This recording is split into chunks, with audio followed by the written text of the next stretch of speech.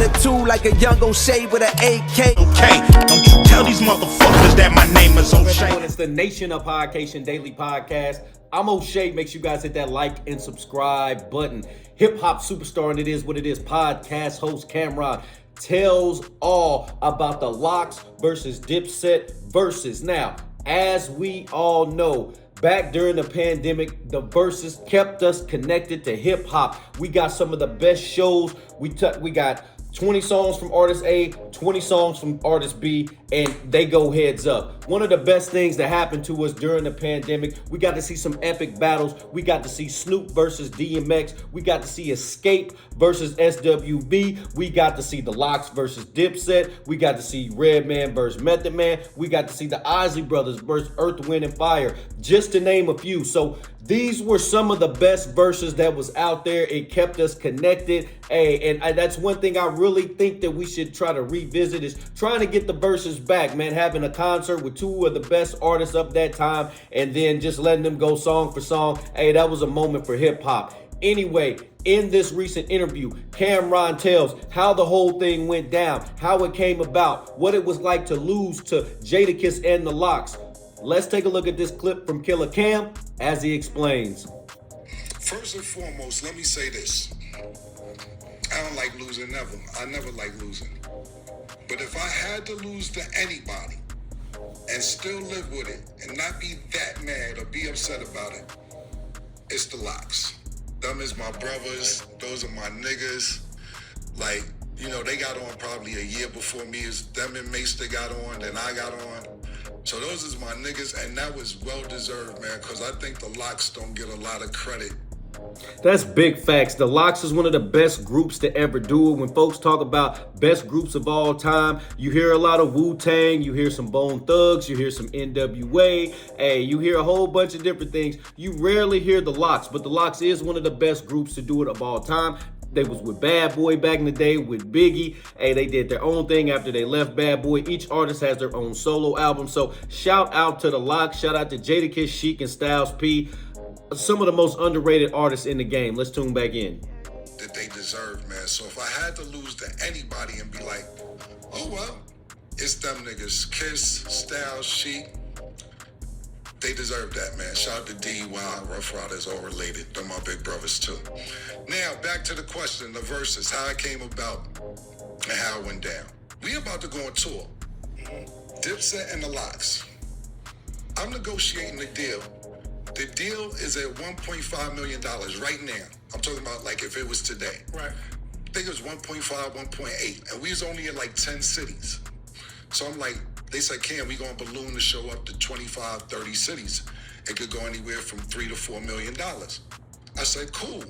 Let me talk to the fellas, figure this out. So everybody's on the same page. We're getting it done.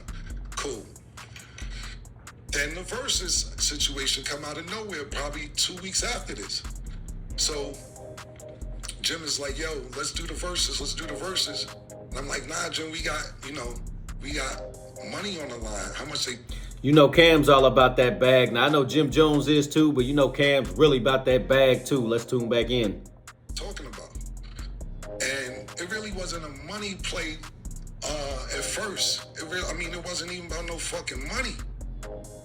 And I said, let me do some homework. I ignored the whole shit. I ignored it for a while. I'm like, I'm not even paying that shit no mind. We got a tour coming up. If they want to do the Verzuz after the tour, we'll do the Verzuz after the tour. Right. Cabo come to me again. He said, Flea, what's up with the Verzuz? I said, Cabo, we could do it after we do the tour. How much they got? So I finally talked to my homegirl, Melissa, talked to Swiss, whatever. They ain't talking about nothing. They talking about 100,000 for everybody. Now that's a low number. 100,000 divided by 6, 7 dudes. You only gonna get what, 10, 15,000, 12,000, something in there, a piece. Hey, that ain't, especially when they was about to get, a couple million to split between 3 or 4 of them. That's a much better deal to me. You feel me? Getting $500,000, $250,000, whatever it may be, over just getting 10,000. Ain't no way I'd have did that Verzuz. Let's tune back in. I see where Cam was talking about. 100 racks for everybody. So like 15,000 a piece for everybody. Just 6 niggas. That's what I'm It's 6 niggas. They want 100,000. I just told you I had 1.5, 1.8 on the table for the tour. Could have ballooned up to $3-4 million. Right. I say, yo, listen, Swiss, what are we doing here? Yo, that's all we got. I said, I ain't doing it, bro. I can't do it. Well, what you want? Not that? I feel him, hey. I'm not shortchanging myself for nobody. I know my value. I know my worth. I'm going to get that bag. So I respect Cameron for that. Let's tune back in. I want way more than that. So I got the number up to like 500,000, something like that. This for everybody still. Right. I'm like, nah, bro. This ain't even 100,000 for everybody. So Kiss hit me. He like, Killer, I knew you get that number up. I knew you get that number up, nigga. And I'm like, hell yeah, I'm gonna get the number up, man. We gonna get the number up, but we got a tour that's way more than this. Why are we doing this? Let's do it after the tour.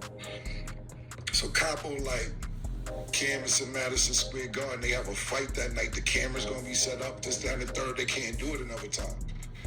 I'm like, nah, bro, I ain't doing this shit. So Capo said to me, Cam, every dollar I make from this Verzuz, I will give to you. I just want to perform in the Garden again.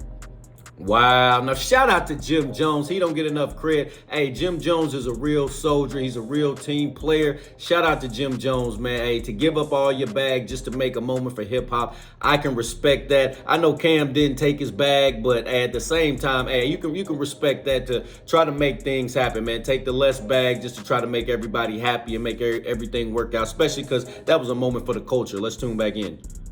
So I'm like, damn, Cabo really want to perform through this Verzuz. I'm like,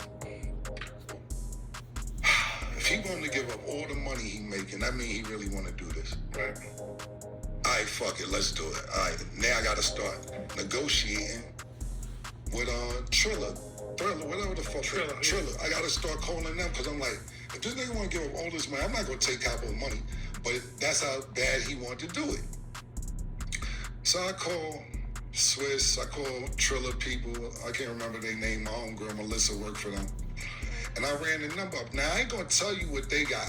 They got more than that. I worked it out so niggas got more than that. So I'm like, now I gotta start working out for me, cause Hey, Cam is the ultimate hustler, man. Shout out to Cam, man. The more he talks on his podcast and the more knowledge he drops, the more I just gain respect for this dude, man. I respect the hustle. I mean, he's always been a hustler all the way back to his first albums. He's always talked that talk, but the more you just get to hear him every week just drop jewels like this, I got a lot of respect for Cameron. Let's tune back in. got a tour on the table, and now they gotta wait. Now the people that's doing the tour, they don't want to do us to do the verses because they feel like if people see us do the verses, the tour ain't gonna sell no tickets because they already seen all the songs. Right. So I felt them. So I said, all right, Nation, there you have it. You got Cameron talking about how the whole Verzuz thing came about between Dipset and the Locks.